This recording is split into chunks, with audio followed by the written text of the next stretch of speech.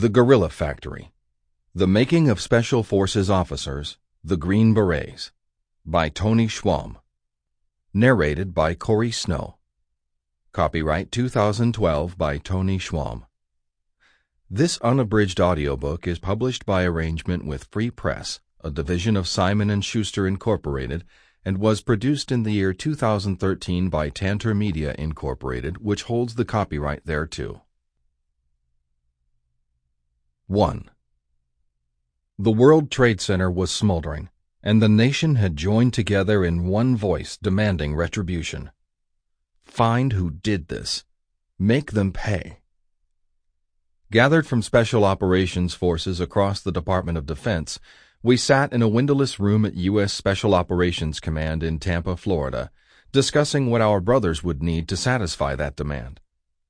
The Navy SEALs and Army Special Forces officers gathered with me that day would be sitting out the first phases of Operation Enduring Freedom. We were going to miss the big dance in Afghanistan scheduled for the fall of 2001. For most of us, our war-fighting days were behind us. We no longer endured the wet and cold until our jaws and abdomens ached, or the crunching of bones after parachuting out of a night sky. The days of chasing black rubber boats on a dark sea and letting our kids grow up without us were gone. Now we would suffer a different feeling of absence, watching through a telescope from Tampa, focused on Afghanistan 10,000 miles away as our brothers in the teams we had left fought the war we had all trained to fight, in the land that was home to Al-Qaeda. Our job as staff officers was to man the mothership and make sure they didn't lose. In early October 2001, Dov Zakheim, the comptroller for the Department of Defense at the time, gave U.S. Special Operations Command, or SOCOM, around $1.8 billion to fund the fight in Afghanistan. My group's mission was to prioritize the spending of that money. All of SOCOM's elite units from Fort Bragg, North Carolina to Coronado, California, had put in their requests. Their wish lists included everything they might need to infiltrate Afghanistan and destroy the Taliban government that had facilitated the terrorist strikes of September 11, 2001. No request would be denied. Nothing was too expensive. Our only limiting factor was time. We couldn't buy everything fast enough. The units had what they really needed: a big chunk of ground, a mission that allowed for the maximum latitude of action at the lowest level, and a mouth-watering number of targets.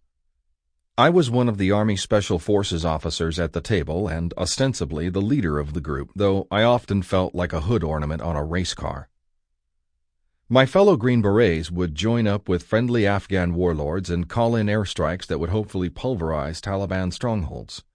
Other Special Operations units would sniff the air for signals betraying the location of influential Taliban or Al-Qaeda members. Then our specially trained and exquisitely armed athletes would pile into black helicopters and disappear into the night to hunt these men down. Our job was to make one master list from all the wish lists sent by the components. The men who would be working on the ground in Afghanistan took top priority.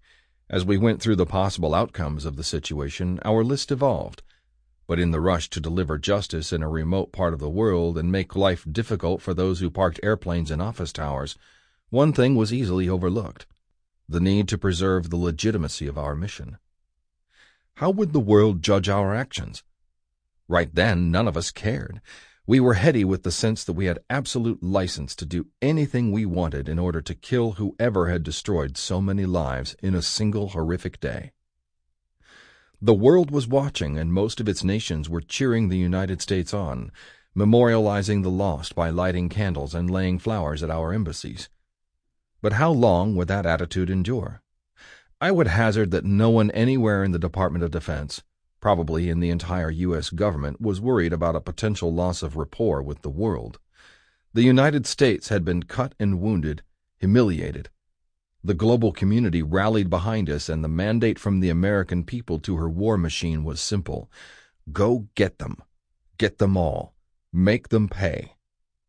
No one in the Department of Defense needed any prodding, and such enthusiasm was particularly intense among the Special Operations Forces, or SOF, the elite units funded by SOCOM. For the sake of clarity, Special Forces, like the word paraphernalia never written in the singular, are only those soldiers who have successfully completed the Special Forces qualification course and have a very specific purpose in life: unconventional warfare. The broad banner term Special Operations Forces, or SOF, encompasses the Navy SEALs, Select Marines, Army Rangers, Air Force Pararescue, or PJs as they are known, Select Army Psychological Operation and Civil Affairs personnel, and a cadre of highly trained pilots with an exquisitely equipped fleet of airplanes and helicopters. I will focus on the SOF that operate on the ground, and of that set, the ones who famously wear Green Berets. That said, the uninitiated, which is everyone outside of the SOF community, requires some background. Broadly speaking, there are two types of SOF: Daniel Boone and Superman. Superman is what most Americans believe the SOF soldier to be: a barrel-chested freedom fighter capable of bench-pressing twice his body weight and wielding lethal gadgets with an easy expertise. He practices martial arts to the point of being lethal in a fistfight. Those guys exist, and they have my unfailing respect, but of the 50,000 people who fall within the purview of Special Operations Command in Tampa, Florida, the mothership, if you will, fewer than 5,000 meet that description. The Superman of SOF is without equal in the world, probably in history. Collectively, these men with their training and equipment are a killing machine sine pari. To illustrate, when Superman arrives, he usually says, "I'm here to kill somebody. Where is he?" If you are that carbon-based life form and identifiable to Superman, you are probably going to die at his hands. People standing near you at the time of the hit are not going to fare well either. I have heard it said, and seen it borne out in the real world, that efficiency is the enemy of effectiveness. In other words, if you have to ask how much Superman costs, you don't understand the nature of what he does. Superman performs and consumes like a Ferrari race car. If you're driving a Ferrari, you probably don't care about the cost of gas or the impact of your exhaust on the planet. It's a Ferrari. It doesn't just go fast. It goes fast well. Likewise, Superman doesn't just kill the enemy. Superman kills the enemy well, with an alacrity and precision bordering on the preternatural. Most Army Special Forces soldiers, on the other hand, are more like Daniel Boone, and they move very differently. We're a group numbering around 6,500, and our primary mission is entirely different. That mission is unconventional warfare, or UW. Unlike Superman, when we show up we might say, "Hello, and how is everyone today?" Good. So we're here to train you to use your stuff more effectively, and maybe bring in some American air power if we need it. But hey, while we're waiting, how's everybody feeling, huh? Anybody sick or wounded? Got a pregnant wife? Girlfriend? Both? No problem. We're here to help. And so we begin our encounters with questions focused not on the enemy, but rather on those we are sent to train. We are sent to train and fight alongside what we affectionately refer to as the INDIG, short for Indigenous Forces.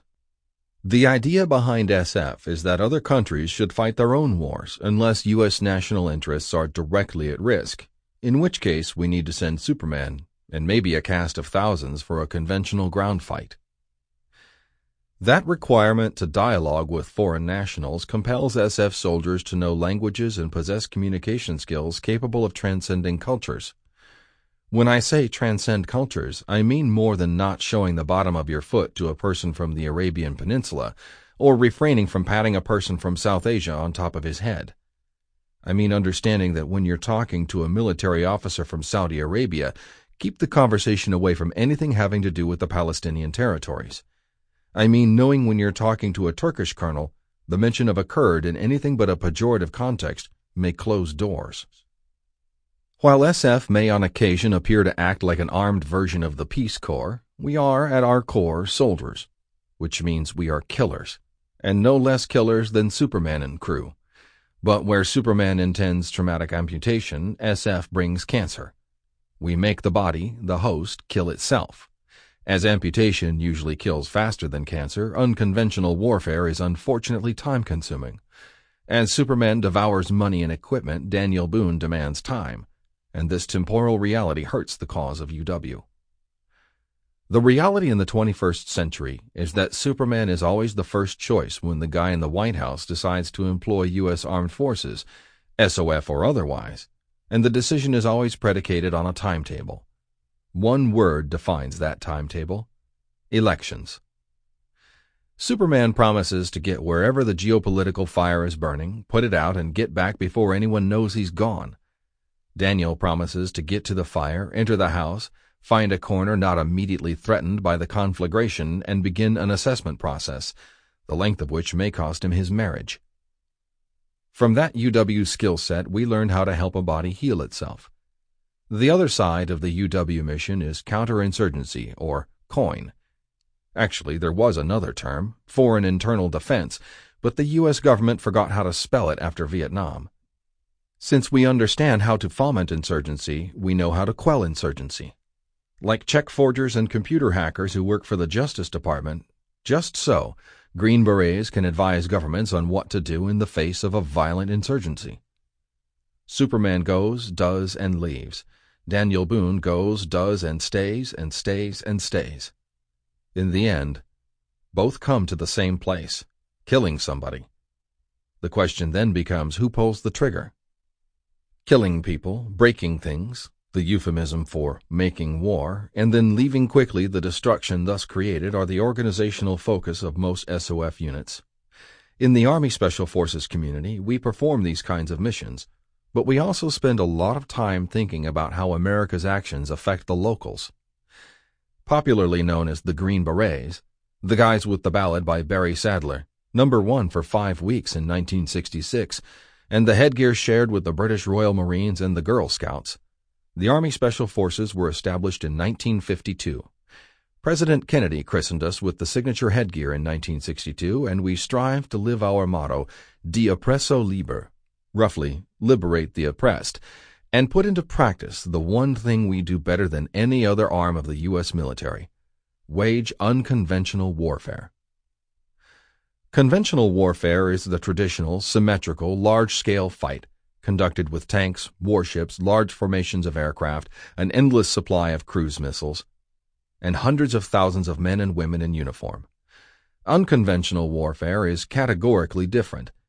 It is the art of using another country's indigenous forces to fight in support of U.S. national interests.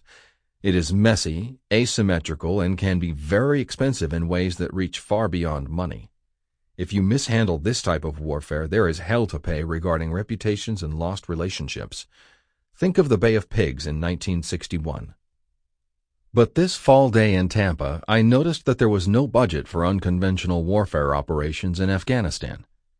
People in the halls of SOCOM were talking about UW like a big party that someone was going to have because their parents were out of town. But no one had considered how such an approach would be paid for. There was no budget for arming guerrilla forces. I had heard of something called a Northern Alliance, a group of indigenous fighters that battled the Taliban. And I knew that the 5th Special Forces Group, the Green Berets from Fort Campbell, Kentucky, were in the lead to go to Afghanistan with pallets of equipment packed and hundreds of men waiting for the green light to commence the reckoning. The SOCOM leadership, generals and admirals, kept discussing a UW campaign, but no one addressed funding such an approach. I decided I needed to bring it to the table of my group. "How much will it cost to do UW in Afghanistan?" I asked. The responses around the room were telling. The SEALs looked around at each other blankly. Though they knew what I was talking about, they couldn't care less about it. They don't train for unconventional warfare, nor are they meant to conduct it. But the Special Forces guys enthusiastically embraced the need to carve out funding for UW. This difference in reaction speaks volumes to the difference between SF and the rest of SOF, the rest of the Defense Department. Conventional warfare is like a bayonet designed to kill directly. The Special Operations component, or the SEALs, can be equally lethal, but they're like scalpels. Unconventional warfare is a Swiss Army knife with many modes, some of them subtle and indirect. Yes, there is a sharp blade, but it's far from being a bayonet, and it comes attached to a screwdriver, a tiny pair of scissors, a corkscrew, a toothpick, and a multitude of other devices not intended to do any serious cutting. By design, Army Special Forces conduct combat operations arm-in-arm with men and women from other countries.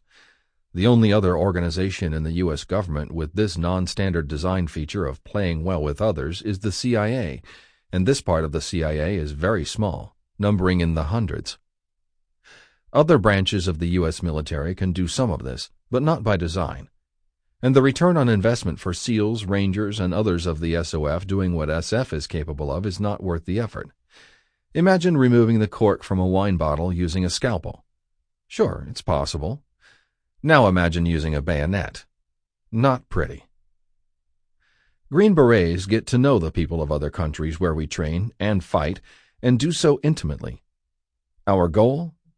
To ensure legitimacy and win rapport among people that our military is unaccustomed to worrying about very much. Our success in pursuing our interests anywhere in the world can be measured along these lines. When we have legitimacy and rapport, our folks can walk freely without body armor among the people, and rip the very heart out of the enemy's ability to operate there. Legitimacy brings intimacy, and intimacy brings understanding and victory. Like lovers, we get to know the people by way of an intimacy born of wanting to help. Once we have their trust, we often find that we didn't know what we were getting into. Our training during the 6-month-long qualification course hammers home the value of waging war this way. An SF team of 10 to 12 guys may be the only Americans the local people will ever meet. They make a small footprint and work in relative isolation. They live or die on their talent for unconventional warfare.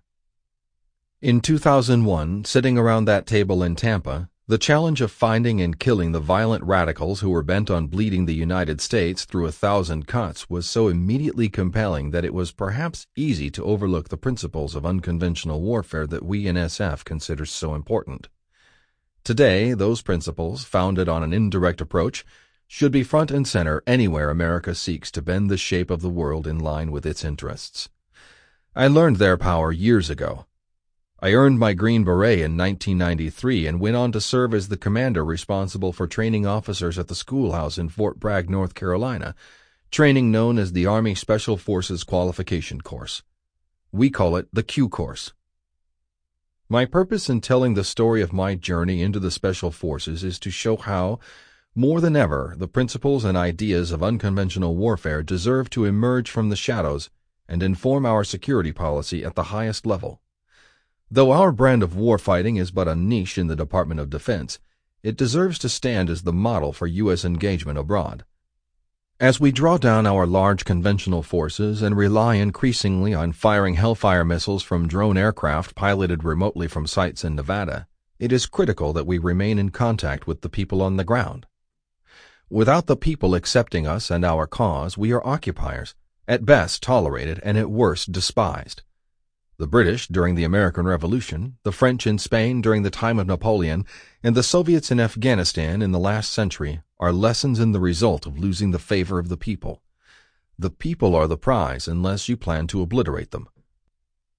Gone is the spirit that moved people around the globe in the days following 9/11 to light candles in memory of our dead. There are no crowds cheering us as liberators.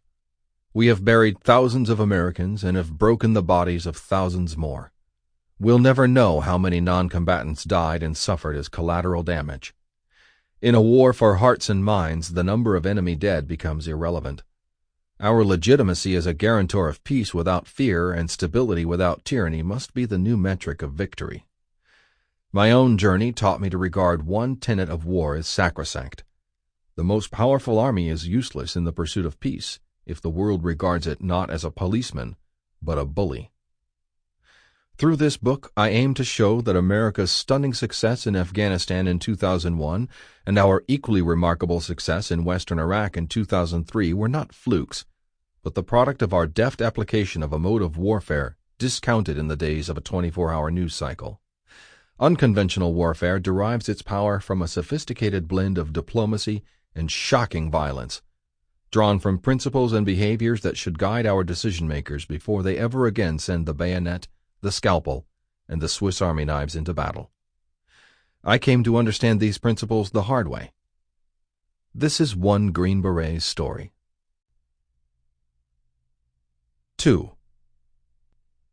I have heard it said among leaders from every profession that success is a habit. It took me quite some time to form that habit. My first attempt to climb out of the pack and join the ranks of the Special Operations elite began with a catastrophic failure. It happened in 1985 at the U.S. Army Ranger Course. Rangers have long been known as the Army's elite light infantry. Never shy to say, "Rangers lead the way," they served with distinction in World War II, leading the charge up the heavily defended cliffs at Normandy's Pointe du Hoc. From the American Revolution to the present day, Rangers in combat are the stuff of Hollywood legend, and they have certainly earned it. In January 1985, with 7 months on as a second lieutenant beginning my Army career, I signed into Fort Benning, Georgia, at a place known as Harmony Church. My wife drove her 22-year-old second lieutenant, fresh from the Armor Officer Basic Course in Fort Knox, a 6-month gentleman's course intended to introduce new officers to the Army and show them how to command tank units, and dropped him off near a long line of nearly bald men waiting to begin the 2-month Ranger course. As she drove away, the men in the line looked at me and snickered. My coiffed hair, that is, long enough to be coiffed, though within regulation, made me stand out like a beacon in an environment where anonymity was highly prized. As I joined the line, the men at the end turned and took my full measure. Unimpressed, they were moved to pity. "Damn, LT," said one man, pulling a knife from his belt. "Why are you wearing all this shit?" "What?" "You don't wear rank here, sir." That was the last time I heard "sir" for several weeks. I knew we went through the course without rank, but I hadn't been instructed to remove the marks that told the world who I was before this moment. The soldiers started cutting my gold bar and tank insignia from my collar. Another man cut the stitches on my other patches with the tip of the knife. My fellow students worked quickly, and soon I was wearing the appropriate uniform. I had a pocket of mangled cloth with frayed threads and an ego in a similar state. At the front of the line, a gigantic man in a long-sleeved black sweatshirt loomed in the doorway, peering out over the heads of the students in front of me. "What the fuck are you studs doing?" he inquired. "Squaring this Ranger away, Sergeant," came the reply. The man eyed me hard. "See if you can do something about his hair." He turned and disappeared into the building. Comments about my hair would continue throughout the evening. I thought we would be given the opportunity to get a haircut upon signing in, likewise to remove patches and generally get ourselves ready to go. With the clarity of a slap across the face, I began to understand how grossly I had underestimated what I was attempting. Additionally, I realized I was a lightning rod in a storm where God was slinging down the heavy stuff. As we continued to draw equipment and fill out paperwork to begin our Ranger training, the Ranger instructors, famously known as RIs, let me know I was unwelcome. I understood this to all be the result of my hair. When we were finally released to sleep, I walked into the latrine and shaved my head with disposable razors. It took about 20 minutes. When I was finished, I was bald, safe, and for the moment legitimate. Such was the beginning of my sad effort to separate myself from the pack of Army officers who didn't attend Ranger School. Designed to test one's ability to think and plan while under conditions of extreme duress, the Ranger course is the first taste of what life might be like in the world of special operations, a term that I could not define at the time. In 1985, the duress was induced through food and sleep deprivation while conducting small unit missions, specifically patrolling. Ranger School taught and then assessed small unit tactics, albeit in a remarkably stressful setting and with little ambiguity. But as everyone around me seemed to know what was coming, I felt clueless, and this ambiguity was born of my own ignorance. So why did I attempt Ranger School at all? Why not just be a good Army officer, regardless of special training, and go about my merry way? I, like most people uninitiated with a world defined as elite by those who speak with authority, was enamored with the thought of being special. Early on, as a ROTC cadet, I learned that all real leaders in the Army had Ranger tabs, including the most senior generals in charge and all the senior NCOs around them. Everybody who was anybody had the coveted black and gold, as the Ranger tab in its color form is called. One had but to watch the actions of soldiers in a group to see that a Ranger tab conferred alpha male status to the bearer. Once, during a 6-week summer training exercise at Fort Bragg, the importance of a Ranger tab was explained objectively. As several hundred ROTC cadets looked on, all the officers who were Ranger qualified were brought before us, and the merits of having successfully completed the 58 days of hell were explained. With eyes wide open and mouths agape, we officer wannabes learned that the men standing before us were Rangers, embodying all that was good in Army leaders. Thus my thoughts ran. I was to be an officer. Officers are leaders in the Army. All good leaders in the Army have Ranger tabs. Ergo, in order to be a good Army officer, I needed a Ranger tab. Though Ranger School was famously difficult, I was 22 years old, still immortal, and fully believed that it would be hard, but not that hard. I was relatively fit and had completed all the training scenarios the Army had ever thrown at me. I believed that it would all come together and that I'd pass Ranger School. Maybe not honor grad, but hey, who knows? It can't be that hard, right? But boy, was I wrong. I was mentally and physically unprepared to be trying what most people consider the most intense leader training course in the world. To think I was still smoking cigarettes as I prepared for Ranger School defies all logic, unless one considers my ignorance at the time. The Marine Corps even sent men to the Army Ranger course. It was that good as a leader development tool, and I had the idea I might just breeze right through it. Over the course of the 40 days I survived Ranger School, I came to understand what it meant to have nearly apostolic devotion to the Army. In the early days of training, a Ranger officer pulled the other officers in the course into a small circle and explained to us that it was acceptable to the Army if we died during training, that student deaths were understood to be the cost of making the men who populated the Ranger battalions. I listened to a man fall down in the dark on the side of Hawk Mountain in North Georgia, and remember the blue pallor of his face under the glare of flashlights when we could not revive him. The medics told us later his core body temperature was 94 degrees. Conversely, I watched men fake injury in order to terminate training. Ranger School was designed to not just test endurance, but commitment, honor. In order to quit, to just raise one's hand and say enough, a soldier had to sign a letter of lack of motivation. An LLOM, each letter pronounced in the saying of the acronym, was tantamount to confessing to being a pedophile. No one, not any officer or soldier in any branch, would ever embrace a man who signed an LLOM. The Army made it so by the esteem shown those who had earned the tab. If the best leaders had Ranger tabs, then those without might be good, maybe. But those who had tried and quit, not failed, quit, they were bad. While quitting occurred to me almost immediately upon arrival, the thought was repugnant. Actually, I made it through the hard stuff. But thanks to a bad ration and the accompanying food poisoning, I was misdiagnosed with a ruptured appendix about halfway through the course.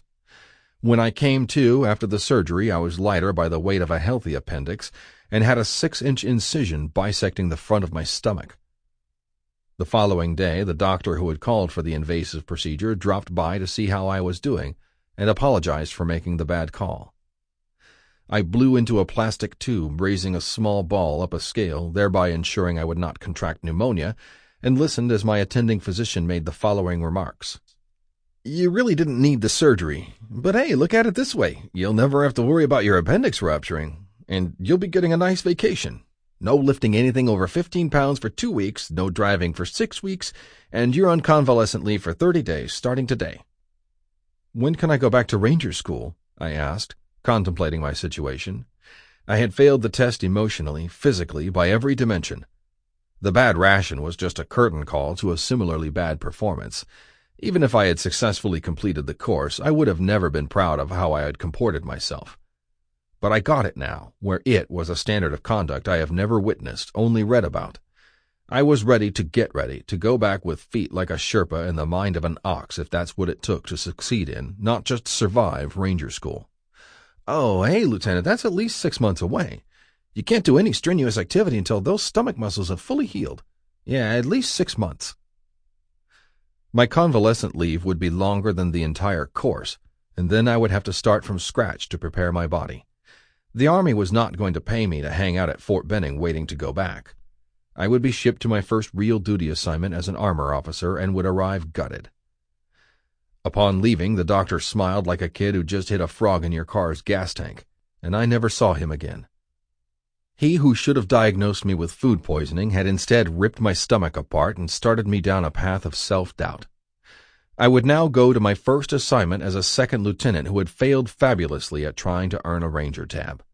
I would walk into rooms with other officers who sported the coveted black and gold and see their eyes go to my left shoulder looking for the sign that I was part of the club of alpha males, the guys who had endured 2 months of the most severe training. Without actual combat as a measure of an officer's mettle and propensity. Sample complete. Ready to continue?